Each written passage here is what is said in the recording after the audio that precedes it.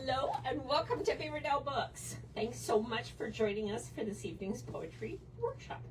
Before we begin, I want to mention a couple of the many upcoming events. There is still time to get tickets to see David Sedaris next Tuesday. He's going to be at Hoyt Sherman at 7:30 p.m. and we'll be there selling books.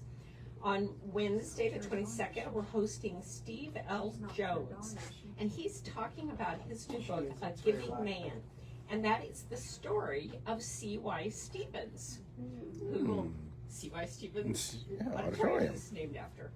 On Thursday, the 23rd, Sylvia Nimmers will be here to share her book, and it's called Happy Now, Shattering the Myth of Happily Ever After. And you can find all the details on our website, or even better, sign up for our newsletter, and then you'll have things all year round. Now, on to the program.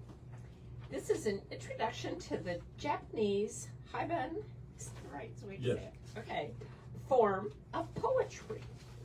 And Dennis is going to be leading the workshop.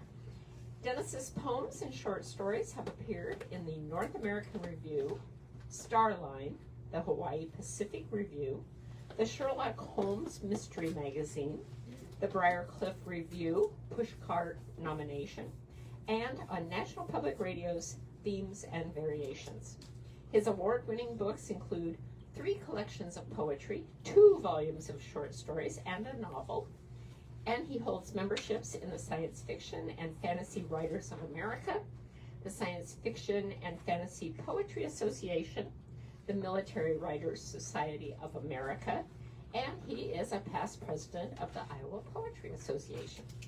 A number of his poems have been individually published in online or print journals in Sweden, Switzerland, China, India, Australia, the United Kingdom, and Russia. So please join me in welcoming Dennis Maulsby.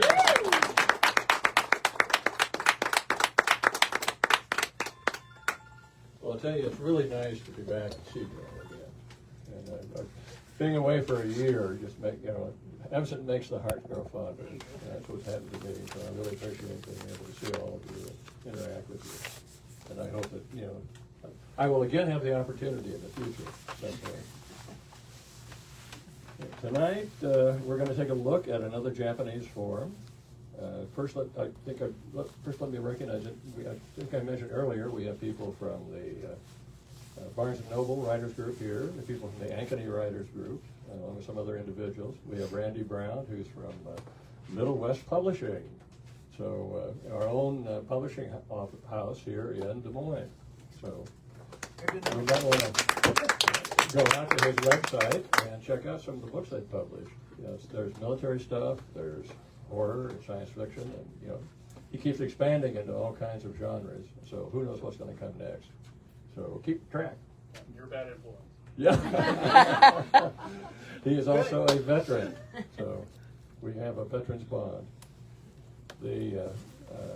This is my latest book that we're going to be talking about tonight, Haibun, and the subtitle is Exploring the Boundaries Between Prose and Poetry. So it'll be an interesting night to take a look at some of that, how some efforts by poets in the past and the current that have tried to put these two together in interesting and maybe hybrid vigor ways. The book is dedicated to Marilyn Basinski and Shelley Reed Thaman, so who have been instrumental in helping me along with others. Shelley keeps talking about me as being, a master haiku, but the student has surpassed the master. She's graduated from grasshopper to locust. Maybe on one occasion. I think numerous occasions. Okay, how many of you here tonight have written Haibun? Okay, we've got several. Okay, how many have written haiku? Okay, lots. Does attempt count? Yeah. Yes. Okay, so we've got some people that kind of have a reasonable insight into what the haikus are. This is basically a primer It's for beginners or people that want to, refresh themselves on the Haibun style. And it's a companion piece to my earlier book called Ku. So if you are interested in learning more about haiku, this first book, goes into haiku. And this book goes into two other forms, so they kind of mesh together, because the haiku in each case is predominant with each of these forms.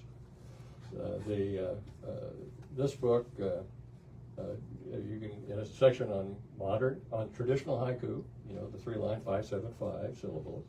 It has the modern haiku, which doesn't have to have the 575 and some other aspects of the traditional haiku. And it has genre haiku that started to get popular in the late 90s and real popular now. You can go out and find journals that will take these. And they're sci-fi haiku, so you have haiku that have sci-fi themes, fantasy haikus, that have those themes, and horror haiku. So there's 60-some poems in this book. So if you have an interest in refreshing yourself with a haiku, or somebody you'd like to give these to as a gift, there are companion pieces if you wish. Getting back to the current one, I'm planning on writing a third one that would be a companion piece to these two, which gets into some of the other haiku forms, the ringa, the senryu, the tanka. And the tanka is a version of Japanese form that you might really want to take a look at, because this is one of the real root, forms that developed, that the haiku and all this other stuff developed out of. And the tanka is like over 1,100 years old. And it was originally 5 lines, 5, 7, 3, 7, 7. So you see the haiku part is right at the beginning, 5, 7, 3. So people got tired of writing 5 lines, I guess, and they just broke it down to 3. So here comes the haiku as a result of that. Plus, a lot of these Japanese forms have a religious connection. And this does a lot of our poetry. There's religious connections, that's where a lot of poetry started, was in religious connections. Priestesses, we have the oldest poems we've got are priestesses, a priestess that wrote a poem to her goddess. That's the oldest poem that we've got on record. Then you've got cuneiform poetry that came out that people have reconstructed. And of course we get up to the Bible, which is very poetic in many of its chapters, and so on and so on as you get older. The reason the Japanese poetry is so old is that they have the oldest imperial unbroken line family in the world. And so the imperial family would run these poetry contests. And so then they'd write them down. So 1,100 years later, here we are, reading the same, stuff that they kept records of. And I would like to recommend a book to you in that regard, if you wish. And you can probably get it ordered here through Beaverdale Books. It's called the Kokinshu. And you can get the spelling from me later if you want. But this is called a collection of poems, ancient and modern. 1,100 years old, some of these. Some of them are anonymous, and some of them they have recorded the original person that wrote them. So if you want to get into the roots of the haiku and the short Japanese forms, this is a great place to start. The name of that again, please? The Kokinshu. It's Kokinshu. And I'm sure, this is printed nowadays, so you can order it, I'm sure. I'm sure, through, I'm sure we could get it. I get a percentage, so I want you all to order it. No, I don't, so. Not throwing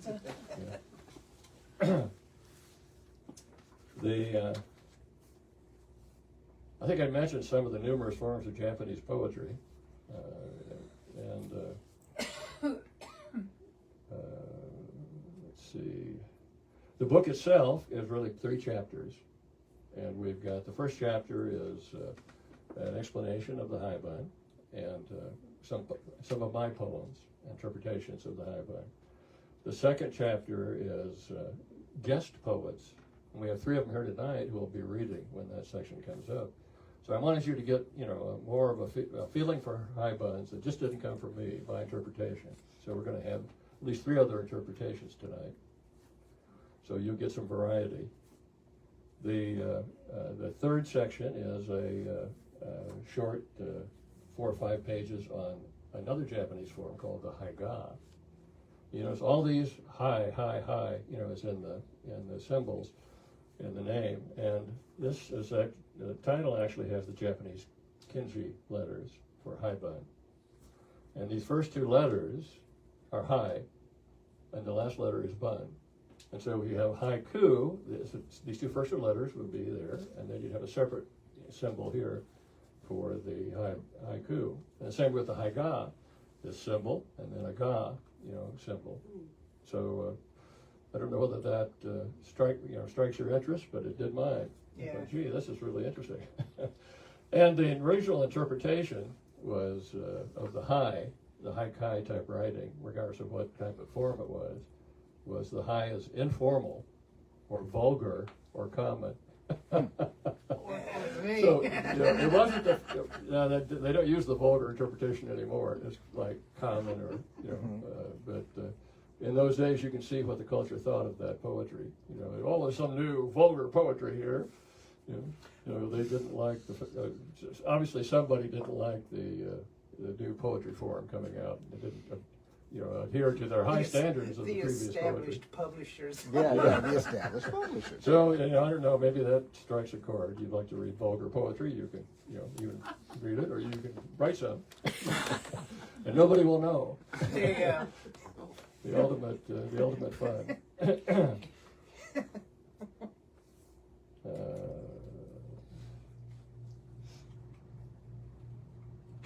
Let's get into the reading.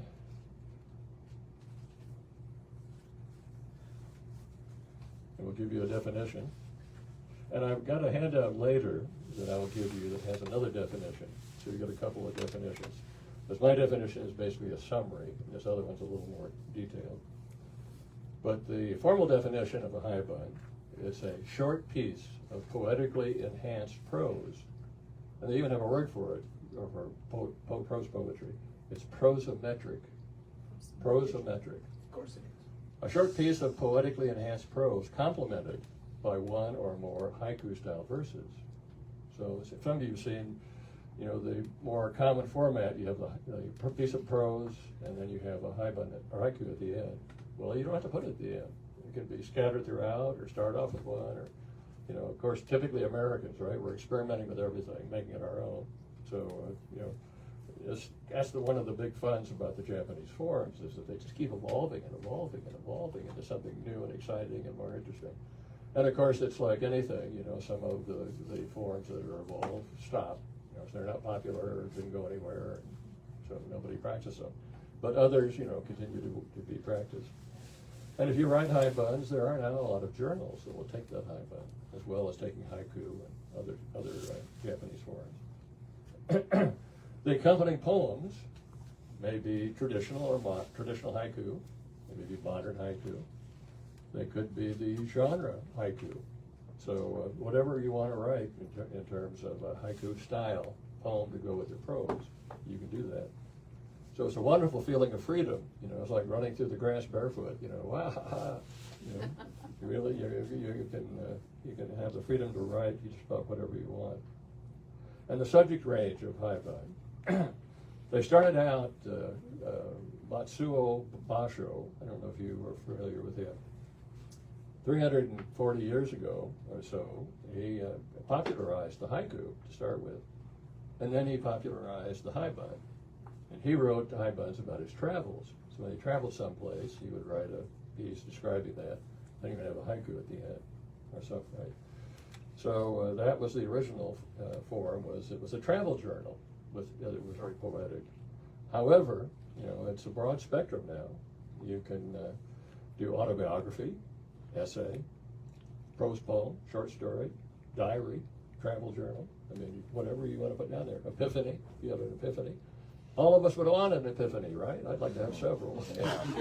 I've been blessed with that so far, but I keep hoping. And the benefit for writers, which most of you are here tonight, is that it's a challenge. You have to write both prose and poetry. And if you're a prose writer, learning how to write the poetry, the imagery and the sensuality that comes from the poems really benefits your prose. You can incorporate some of those techniques into your prose as you learn them from writing this form. Vice versa, if you're a prose writer, or if you're a haiku writer, a poetry writer, you you get to learn the narrative of prose. So your poems will have more structure and narration. So it's a really big benefit for either prose writers or poetry writers to work on this form. And of course, like any other form, this is merely a structure. Hi guys, help yourself to the wine and the chocolates if you like. They're not here for this.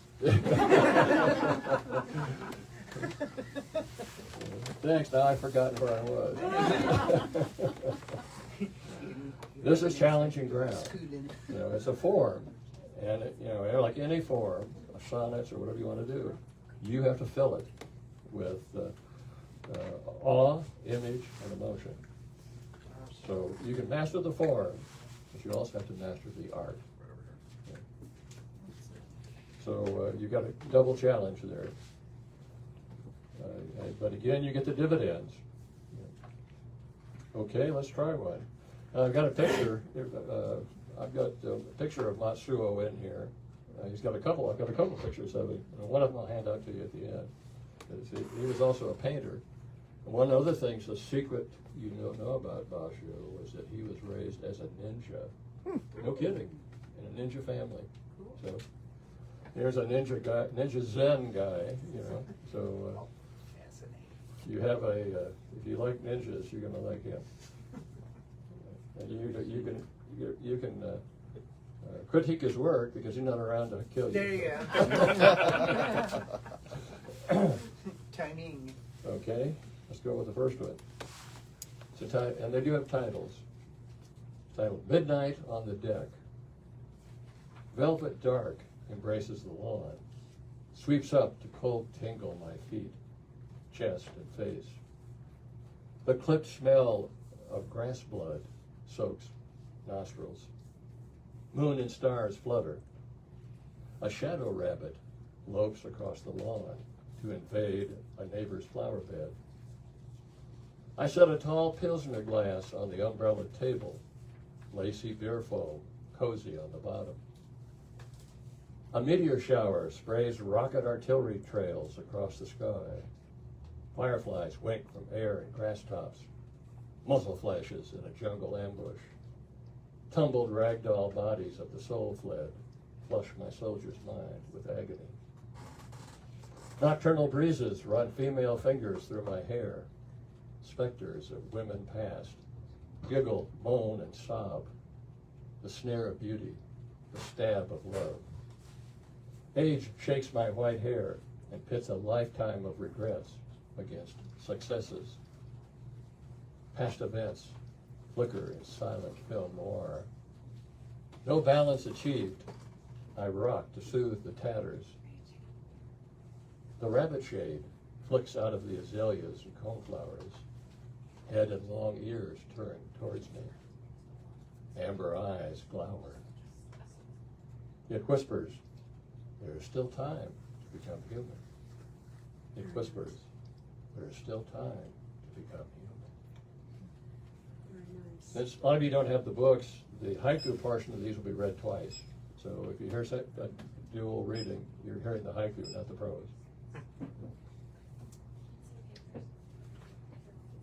But here again, an epiphany, or I notice probably a lot of you had the same thing. There are certain times where you would set a lull, all these recollections would flood back to your life. Some good, some bad. Here's one about Burlington, Iowa. It's called Burlington, Along the Riverwalk. Rain falls in soft feather patters, dimpling the surface of the Mississippi. Gray mist hangs in muslin folds from cabled bridge towers. The water fondles the 50-foot mark on the abutments.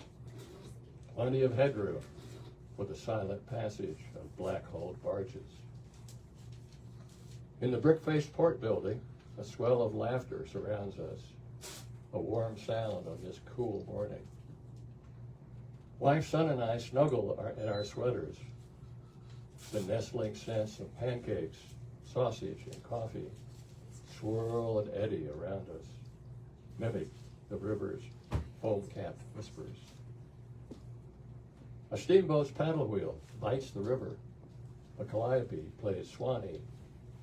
A steamboat's paddle wheel bites the river. The calliope plays Swanee.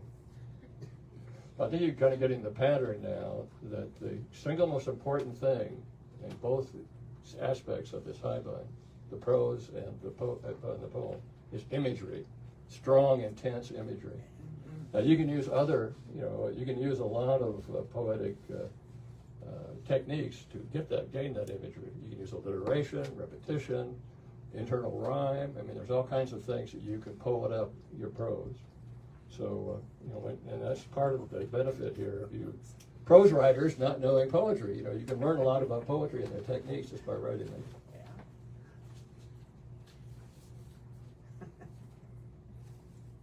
Okay. This was entitled The Watching Place. In the shadows of late afternoon, the neighborhood clockwork winds down. Echoes of children's play bounce off curbed, warm-hooded cars. Their sun-faded enamel surfaces beaded with water. Raindrops tink in the gutters, form puddles in the sidewalk's low spots, where tree roots have tilted the slabs. Leaves glide across slick concrete surfaces, pushed in random directions by the rain's kisses. Warped porch boards creak. I sit rocker-bound, clutch my whiskey glass, and mutter to the weed-choked yard. 3-day-old gray and black stubble pricks my fingers as I rub my chin. Adrift in the air, the smells of jalapenos, onions, and curry. Evening voices start. The local mothers sing out the day with a soprano harmony of Spanish, English, and Hindi come to supper calls. The wet chases old Tom from his watching place on the fender of a rusted '67 blue Eldorado. Trailing muddy paw prints, the cat scoots to a backup lair, his arthritic hip favored with a limp. Under the front porch of the broken windowed house across the street, he takes up a sphinx's pose. The cat's witch eyes turn to fire and yank me into the truth of myself. A slump-shouldered, empty man, every day, yesterday, today, always a return to booze and ragged, stale sheets. I whisper, "Screw you, Tom," and reach for the scotch. I whisper, "Screw you, Tom," and reach for the scotch. Another epiphany there. Okay, I think it's time for some variety. So let me introduce our first guest reader. Shelley Reed Thiemann is a lifelong Midwest girl, a one-day Burger King employee. One day. You lasted longer than Trump. Former live window mannequin. Oh, that would be good. And a retired healthcare IT technician. Her poetry is heavily influenced by the discipline of haiku. Shelley's poems have appeared in diverse literary journals, most recently with Shoegaze Literary and forthcoming with Lyrical Iowa 2025 and the Gilded Weather Vane. She facilitates 2 monthly poetry workshops in central Iowa to help keep this vital art form alive and thriving. Shelley is a 3-time Pushcart nominee. Shelley? Thanks, Dennis.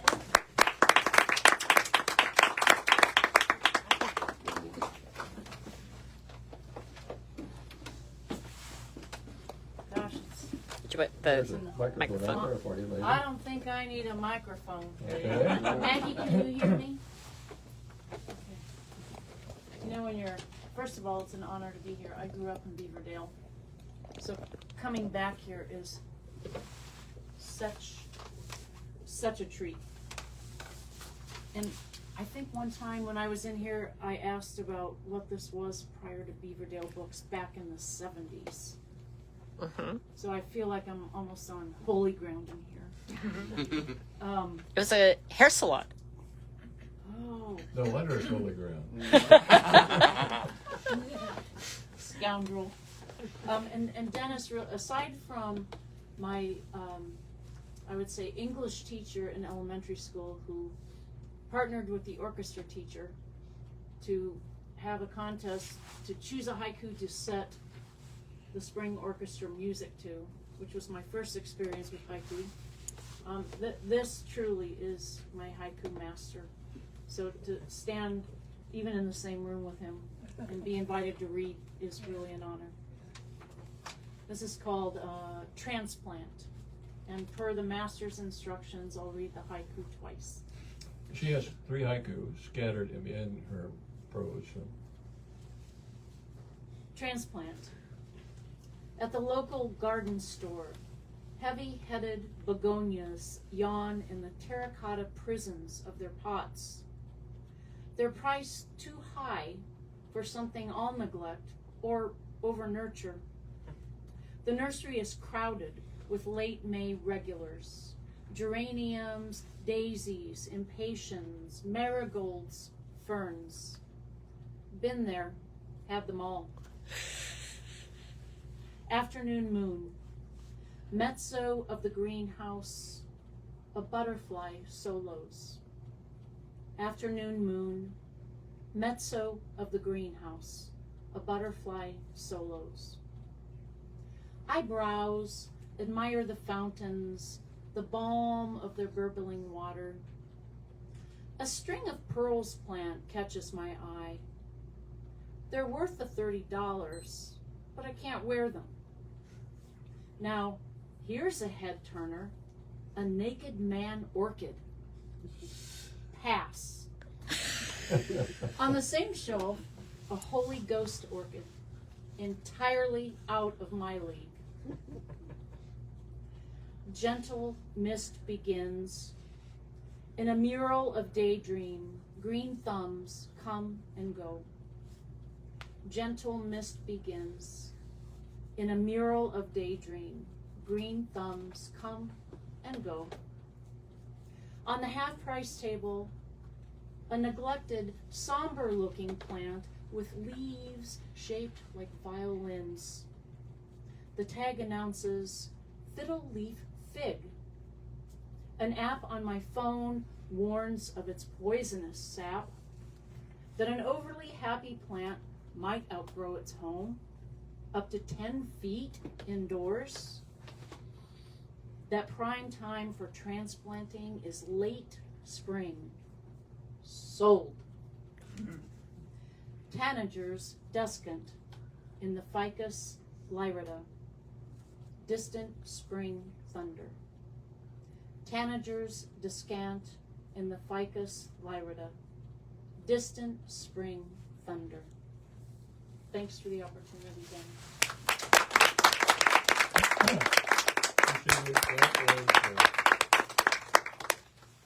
The basis there is diary. So this could be like a diary entry. I went to the. This is what I bought. So you've got all kinds of stimulus for that. And I don't know. Has any of you ever written a prose poem? Just a prose poem by itself? How about an ekphrastic poem? Which, in case you don't know what that is, it's a poem written about a piece of art or a photograph. And if you've written those, this is a very similar kind of thing. And when you get to the haiga, you'll see this it's similar in intent as well. So let's see, who is next?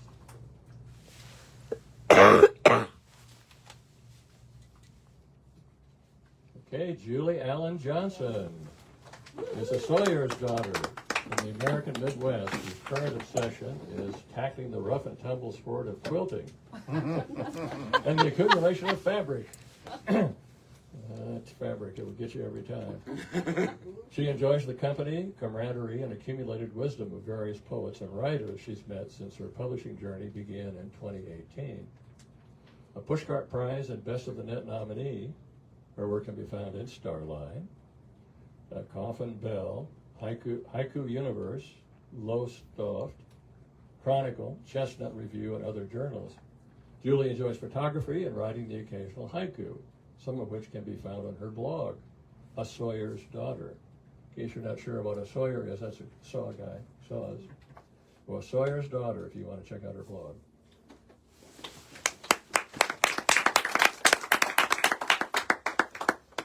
How do I do this again? Just hold it up. Just hold it up? Okay. Like a beer glass. I am not a beer drinker, so I'm in trouble.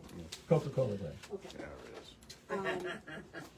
Dennis said that I started my publishing career in 2018, and that was largely due to your encouragement, Dennis, and for that I'm always grateful. So I'm very happy to be here tonight.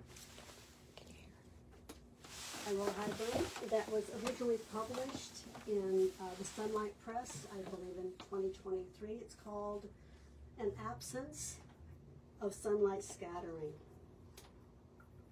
My husband tries to explain atmospherics, the dark and the light, and other lunar-related ephemera.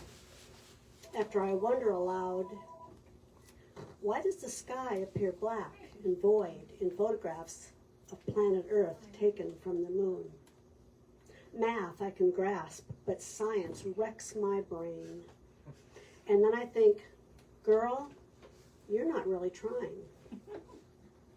He's patient with me, references the reddish-brown sunsets during autumn harvests, how we were taught in a photography class about the way the dwindling light of dusk bounces off tractor-churned Iowa topsoil, dispersed in the air, those ground-up, dried-up corn stalks and field remnants, vehicles for reflecting a range of the sun's white light spectrum.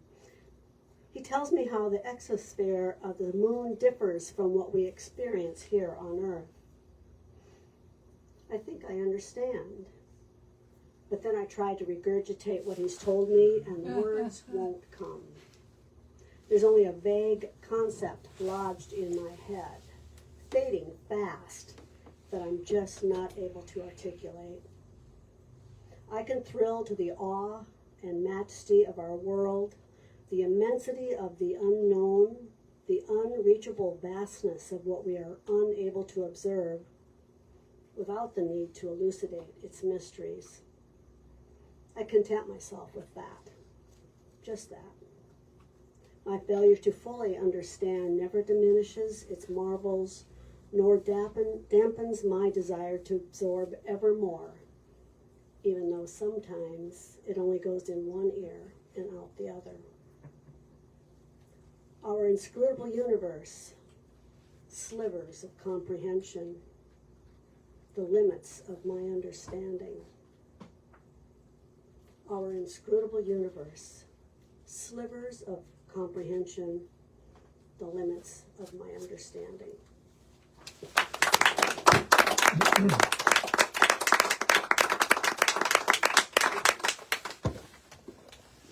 Very good. That's a epiphany of sorts, recognition, you know, and probably a lot of people identify with that. You know, Especially the math part. Yeah. You got to know your math to write poetry. I hate to tell you that. I know you'll be real You have to be disappointed. able to count? Is that what you're telling us? Yeah. Okay. Our third guest reader, Pat Underwood of Colfax, Iowa, is the author of 4 poetry books, a children's book, and a play that is nationally distributed. A 2001 Pushcart nominee and a contributor to various anthologies and literary magazines, Underwood's poems received a 1996 Founders Award and a 2002 Founders Award from the National Federation of State Poetry Societies. Recently, Underwood was chosen as the winner of the 2025 Vinnie Ream Letters Contest, sponsored by the National League of American Penwomen. So, you know, Pat is the only poet I've ever seen that maybe almost, well, probably makes a profit out of her. Yeah. Her writing. She's won so many prizes that were money prizes. You know, I'm always astounded because she's really good at bringing in the bacon on her poetry. Most of us are, like the old saying that if we wanted to write money or we wanted to write in order to make money, we'd be writing ransom notes. Okay, Pat. Okay, so it's so wonderful to be here tonight. It's wonderful to be here tonight. Thank you for coming. My Haibun is titled Commissioned. Have any of you been commissioned to write something? I haven't either, but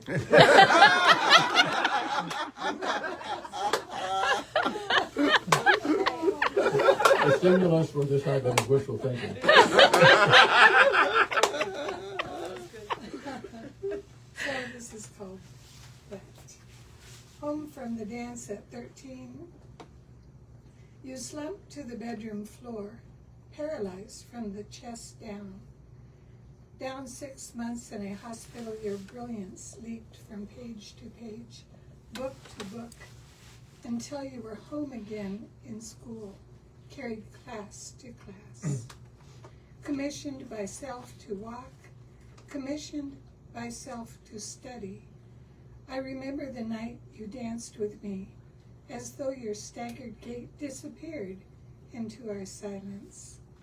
Your hand at my waist, your cheek next to mine. You went on to teach, to write a forest of commissioned work, heavy with thought. At your death, wheelchair bound, you still matter to the world. You still matter to me. Your feet smooth as eagle wings, we danced. Your feet smooth as eagle wings, we danced.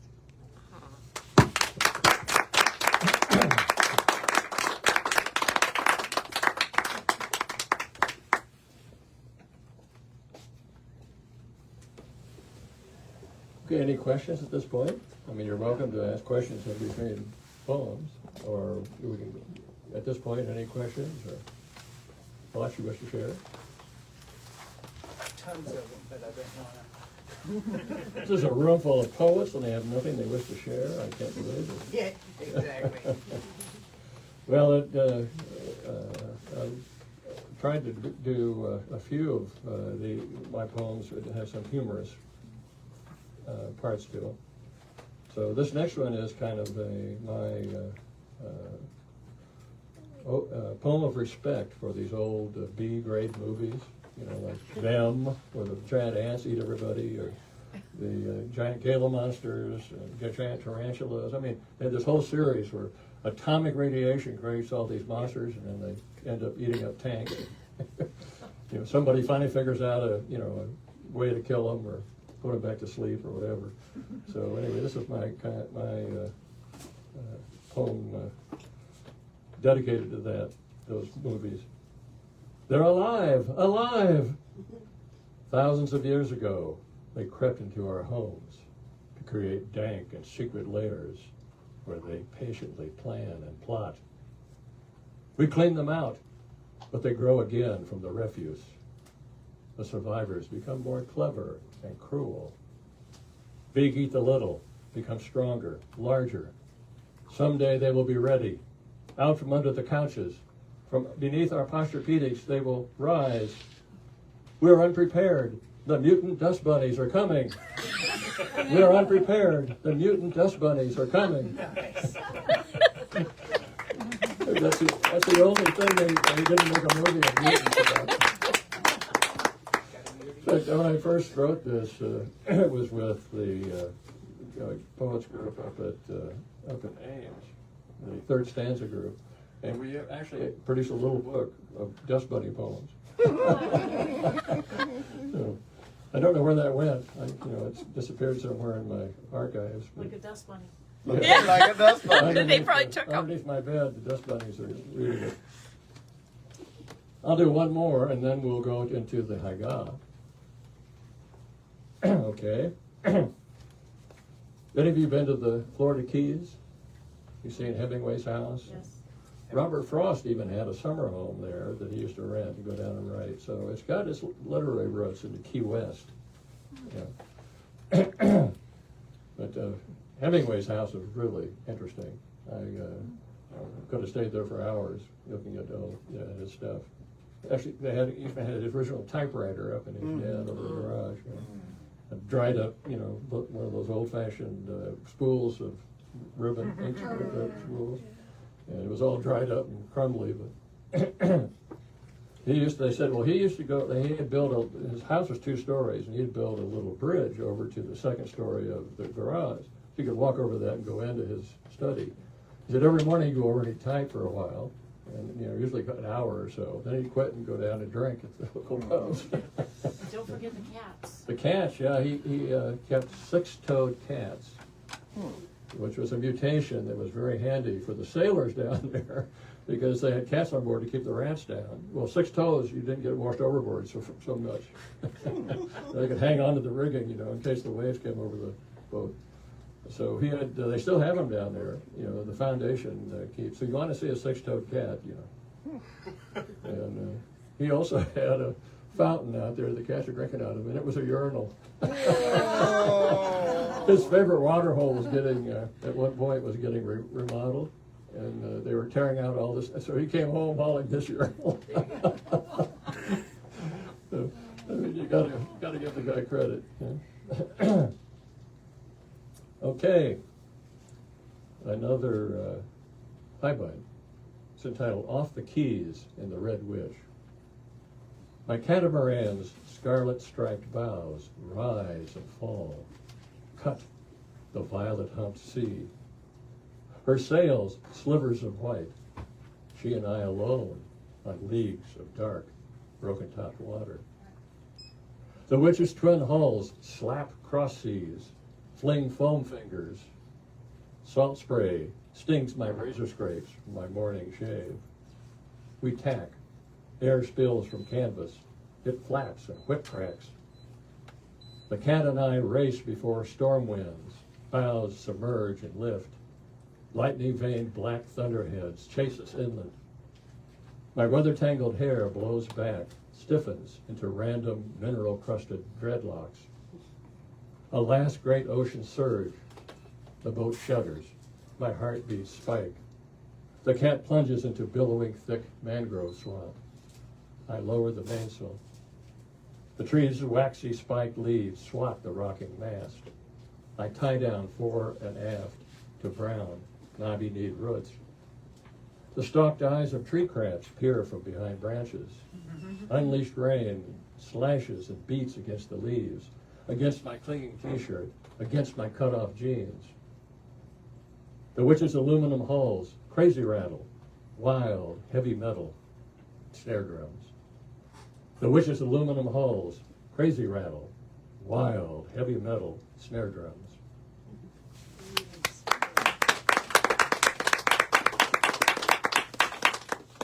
And now, a bonus. Part 3 is a bonus in the book, a bonus haiga. And I printed the Japanese symbols for the haiga, and you can see again these first 3 symbols are the same as the haibun, and then this last one is the ga. So now you know some sounds, Japanese sounds. Hai and ga. Crash course in Japanese. Right. Poetry. My first exposure to Japanese kinji letters was on a bottle of scotch. Somebody bought it. We bought it. We were getting a lot of stuff from Japan and Vietnam, and there was this bottle of scotch with these kinji on the label. Japanese scotch, which is not as bad as you think it is, because the Japanese now own all the scotch distilleries in Scotland except for one. So, okay, let me hand out, since these are haiga, and a haiga is basically a picture or a photograph or a piece of art, and you've got a haiku that describes it. And just like with the haibun, you want the haiku to take you a little further, or take the painting or the picture. You're not repeating it; you're taking it further, or giving it the reader a thought that they wouldn't have otherwise. Let me hand some of these out, if you could pass those back. There's some for you guys. Some for you guys. I think there's 2 there. Can I have one more dinner? Oh, there we go. Plenty of copies. Everybody got a copy? Randy, you want one? You hand that one back, please. Did you get one? Dennis? Oh, okay. And you can take these with you. On the back, it has, on one side, it has a more detailed description of the Haibun, so you don't get my simplified description, you get another person's more detail. And on the other side, you've got the haiga, and again, it's a painting. Originally, it included a haiku. Sometimes it's in calligraphy, which you see is here with the this portrait of Basho. And it's based on one of his very famous original haiku. Anybody read Japanese here? I've got it in Japanese, so. Good, I'll read it. You won't know the difference. But it's Furu ikiya kawazu tobikomu mizu no oto. And the translation is, an old pond, a frog jumps in, the sound of water. An old pond, a frog jumps in, the sound of water. And you read that and you look at the painting again, and it's kind of a caricature, isn't it? It looks like a little froggy there. He's sitting, it looks like the big frog legs are at the bottom, and he's got his hands clasped like the frog, So he's kind of sitting in a frog-like posture.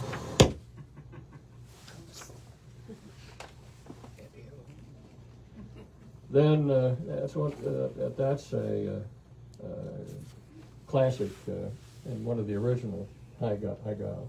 And again, it's real similar in structure to the Haibun. Instead of prose and being and a haiku getting hybrid vigor, it's a piece of art, and a haiku getting hybrid vigor.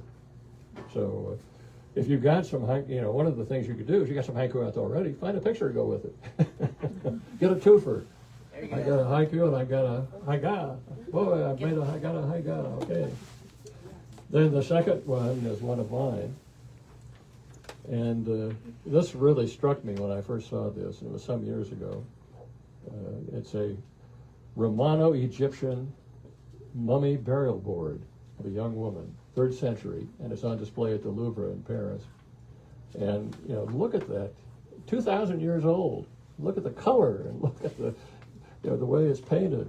I mean, I was just astounded that something that old. The Mona Lisa doesn't look this good. She's a lot younger.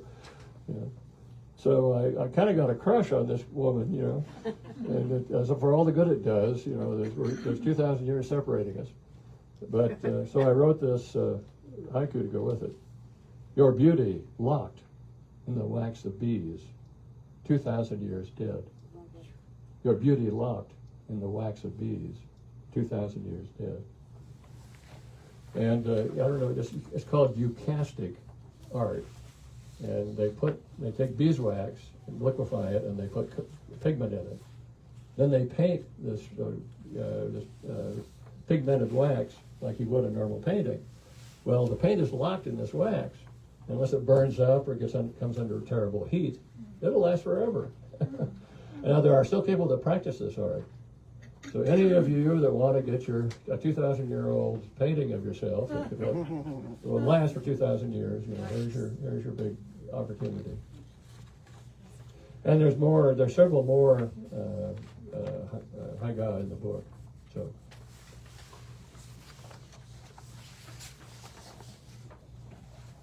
Okay, guys, any further questions? I have one. What is a mummy burial board? When the Romans, conquered, Caesar moved in, and of course Caesar and Cleopatra and Mark Antony and all that, kind of the basis of the history there. When the Romans conquered Egypt and made it a province, A lot of Romans moved in, and there was this mixture of culture. There was already the Greek culture there, Alexander the Great, and then the Romans came in. And so they adopted some, the Romans were very liberal with different religions. So they went in, they saw the Egyptian goddess Isis. Oh, well, that's Juno, and so they, and so they were easily adopted other gods. Except for Christians, we were such a menace and so highfalutin they couldn't stand us.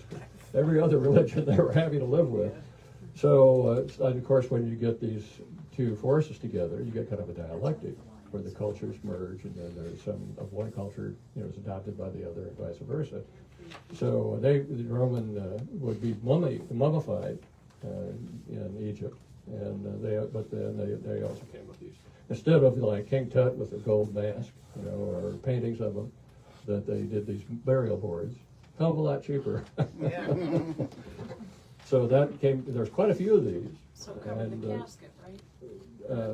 I don't know if this was laid on the casket or accompanied or whatever. It may have been part of the casket.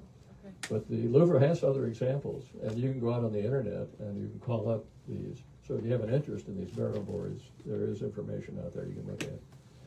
And you can, charter a flight to France. We'd all come with you, of course. Yeah. You can go over to the Louvre and check them out. Champagne flight. Yeah. Apparently first class. Yeah. Dennis, could you speak a little bit about the Mousetrap. use of, because you're so good at it, how you incorporate so many senses? That's how the, that yeah. embellishes so Right, that's much. where the imagery comes in. What can you write that makes people have this picture in their mind? And even better is moving pictures, so that you hit them with one image, one after the other. And so they had this, the pictures in their mind is like a movie, not just stills.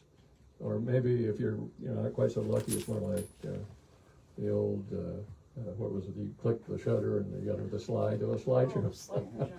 But that's what I aim for is what kind of images is going to grab people's mind. And if you can, that image is worth 1,000 words. You'd like to say the old word about a picture is worth 1,000 words. You get that picture in their mind, they fill that in. And how do you do that? Well, a lot of it is sensual data: touch, smell, sight. There's 4 or 5 major senses there that. So a lot of times I'll describe texture and something, so you get that feel.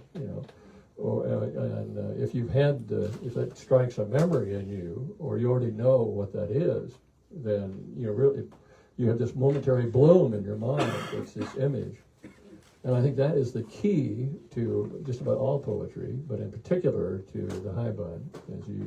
That prose has to have a lot of imagery in it. It has to be very prosy. So I would look at that, and what I do is I'll write the first draft, and of course that's the most fun part, but then afterwards you have to go back and do the revisions, and so I'll have a list of things I want to look at in that short story or poem or whatever I've written, and one of them is enhancement.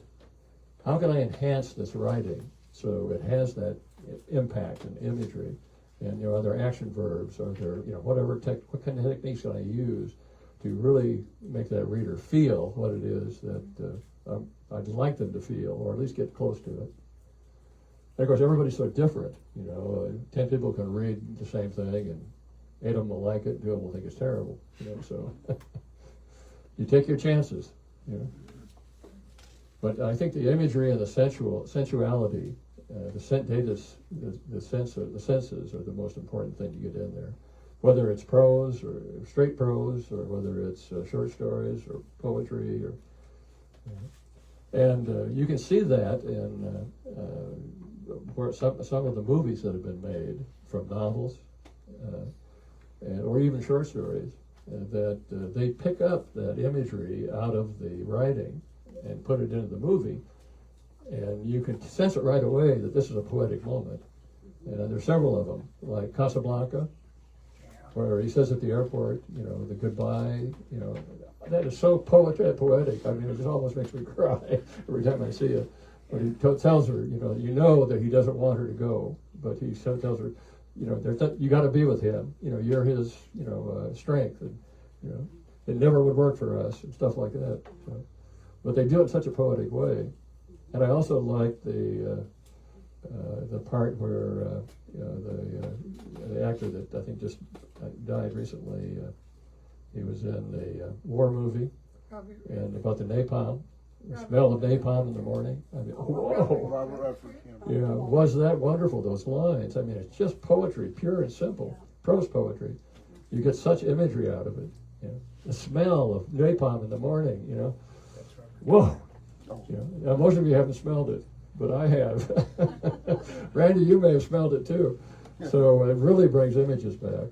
I mean, the sense of smell is really a powerful way to put imagery in your poems. I've had numerous writers tell me that that's the strongest sense, and I believe it in many ways, and I've had hit with that a number of times. Unfortunately, here in Iowa, we'll drive on the highway, we'll go by a slaughterhouse, bang, I'm right back in Vietnam. Battlefield dead. I mean, dead pigs and dead humans, I'm sorry to say, they smell the same.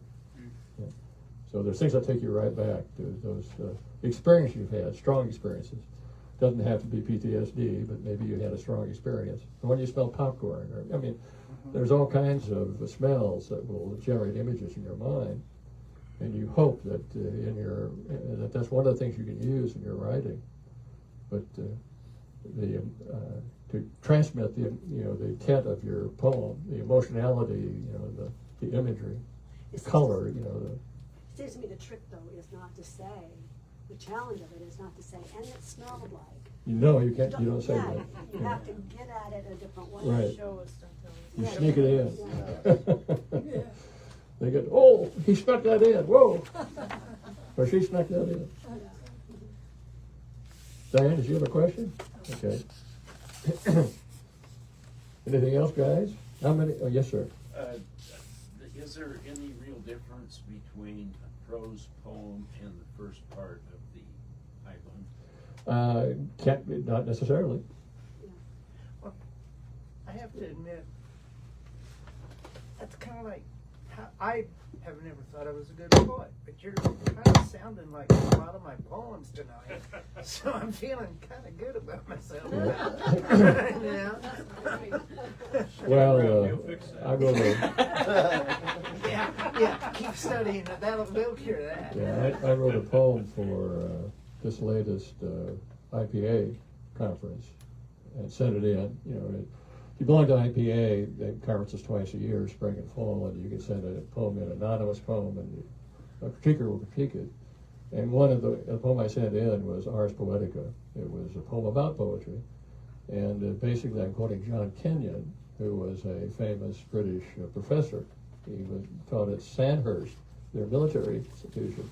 And I can't remember all of the quote, but he says, in the old days, the people that could, put together images, recite those to people, they were thought to be semi-deities. It was gifts from the god to be able to, put that stuff together that made people feel these emotions. And so, you write poetry, you're semi-divine, guys. Okay. But he said, what was first? What happened first? Well, people didn't have television back in the old days. You didn't have, board games, or, maybe a couple, but, So how did they entertain themselves, especially at dinners and at night and so on? Well, it was the bards and the poets and the minstrels that got up and recited. And they were always seated at the right hand, the position of honor, whether it was a daub and wattle hut or it was a great hall. And so they were the ones, men and women, that could tell these stories and tell the poetry that would make entertain people. And of course, many of them were rewarded. That was a big way to get rich in those days. They made if a you were lot more good. money than we do, is that what you're saying? It was all if you were in a great hall. Well, if you were in with the peasants, you got fed usually. If you're in the great hall, you would get a gift. At the end, usually gold or silver or something. That especially if you really wowed the crowd. So that was first. The prose writers came later. they stumbled onto the scene here. My own feeling is that back in the caveman days, the very first words when people put them together, it was a poem. A lot of grunts and whatnot, but it was poetic. So, but my whole intent when I started writing was start with poetry, learn all of the ins and outs, how to take that sensuality and emotion, and then transfer it into short stories, and then transfer that into novels. So, and you can do that. I mean, you probably don't, if you're writing a short story novel, you don't want them quite as poetic as these Haibun poems. That might get a little, 300 pages of that might get a little tough. But you can enhance some of your, excitement, the exciting scenes, and or the descriptions. You set the scene. You're describing, where these characters are operating, where they're performing, and so you can use some of these techniques to make people really see that scene, or really see that character. But you don't have to go overboard with it, which is kind of, to me, the Haibun prose feels a little overboard if they were too long. Yeah. But you write them to the extreme, and then you can tone it down, for your regular prose. But that's my recommendation: is learn the techniques, learn how to do the imagery, and then use it. Use it as a strength. You mean you still got to physically write it? Yeah. Well, just remember the biggest lesson for me was the work does not come alive until you revise it. The revisions is where it becomes alive. And maybe some of you have heard this from me before, but when I was going to the Iowa Summer Workshops one year, they had a poet that was teaching at American poet teaching at the Sorbonne in Paris. And, they don't hire these people to come in, those are really good. So he was giving a lecture about how he writes and read some of his poetry. And he says, the critics always say my poetry is so spontaneous. He said it gets real spontaneous about the 50th revision. So don't be afraid to rewrite. I have rewritten poems many, many times. And sometimes I'll just give up and let them sit for even a year or better, then pull them up again and say, wow, who wrote this? But then revise them some more. So, it helps to have critique groups. It helps if you have, if the journals you're sending poems and prose into can actually give you some feedback. I mean, that's rare. But the very first poem I got published in the North American Review, Vince Gutierrez, as some of you know, who's now our Iowa Poet Laureate, was the editor, poetry editor. And he sent the poem back and said, rewrite the ending. So I wrote the ending, sent it in, and he published it. There you go. So my very first poem, and it got published. So if you are lucky enough to get some really good editorial feedback, that really helps. Because you don't judge of your own work. When was it? Oh, God, I can't remember. It must have been 25 years ago or something like that. But, and you can't, and the other thing I would caution is that don't be afraid of rejection. You're going to get a lot of it. I keep track. I've got a spreadsheet where I track everything I've ever submitted, and did it get published or no? And my percentage now is running about 22%. So, 78% of it gets rejected. So, but hopefully I usually get just enough acceptances in between all these rejections. So I feel encouraged. So don't be afraid of rejection. Even that teaches you something. Yeah. And then when you get that poem that's been rejected several times and then it's finally accepted, it's like the problem child finally is going to make it in the world. Yeah, I had another one where they had guest editors, and I sent it in, and it was a real Zen abstract poem, and they said, no, we can't use this. But the editor sent me a email and said, or the guest editor, we couldn't use this here, but I'm the editor of another magazine. I want you to send that to me with these changes. So he published it, Wow. put a big picture with it and everything. Yeah. Awesome. And you never know where you're going to get published. You know, I wrote this book of short stories on Winterset, and they're all about Father Donahue with his supernatural allies defeating evil paranatural creatures. And one of them was about a troll, a Norwegian type troll, because there were Norwegians had settled. There was Norwegian ancestry in Winterset in Madison County.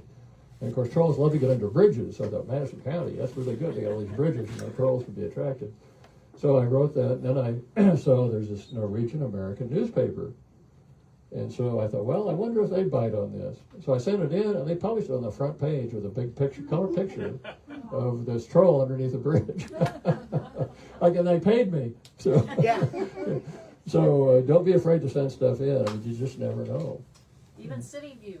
There's someone in this room, and it's not me, that just recently had a poem published in City View about an old Des Moines haunt. Gee, who was that? Aha, another victory. Yeah. I just sent an email and I sent it to him, and Diane Glass was the one that suggested, she goes, why don't you send it in? 3 days later, they said, yeah, we want it, and they published it, so. It's in the Halloween issue of City View. And what was the name? Ritual Cafe. The Ritual Cafe in downtown Des Moines that Yeah. closed. Well, you get enough of a folio, you get enough poems in there, and they're usually over a lot of different subjects. And so I get several places that send me journals that are open for submissions, and a lot of them are themed. They have a certain theme they want you to do, right? And I look back, oh, I got this one already that's themed, and you send it in, you know. Yep. And the other secret is a lot of journals will accept reprints that have been published somewhere else. And usually they have some category, like it's published at least a year ago, you know, or something like that. Right. Or you have the rights, you know. Yeah. So send in your reprints. I mean, if they're published once, you know, they've already been through scrutiny of several editors, and it's likely to be published again, or at least your odds are better with that. And so you get a twofer, you know, or a threefer, or a fourfer. You know, you keep sending those reprints in to anybody that will accept them. Now, normally they don't pay much, but you know, you get paid on the first time it was sent in and published. So, but I'm not sending. You know, a lot of them don't pay much even for a first time poem. So I send them a reprint. You know, I don't care if I make any money on that. I just want to get the exposure. I recently joined Substack, which is Yeah. a whole new thing, and I am loving the opportunity to put out some of my poems that have been published years ago to get, to a whole new audience. So that's something else people might want to consider. Now you can subscribe to that. I get those. Yeah. So there's all kinds of opportunities here. Your reprints maybe should go on your Facebook. You know, to strike up some interest among your, the multitudinous friends you have on your Facebook. Real and Yeah. fake. Don't put it on TikTok. The Chinese will Yeah. take it. Dennis, you said you graduated from poetry to eventually writing. Do you have a preference? No. No. I just go where this tells me. And so I'll write poetry, and then I'll get an idea for a short story or a series of short stories. I got 5 novels in draft. Wow. And if Randy would ever publish them. No, what I've got is not stuff that his publishing house is looking for. So, but I keep rewriting those, and we'll send them in periodically. But I've had no luck so far with those. Then I got a whole series of short stories. The same thing. I keep rewriting them and working on them and making them more, hopefully, more clear to the readers. So you never know. And they just get better, so you can start submitting them with better odds of getting them published. Okay, I think we probably need to. Come full circle, guys. Yep.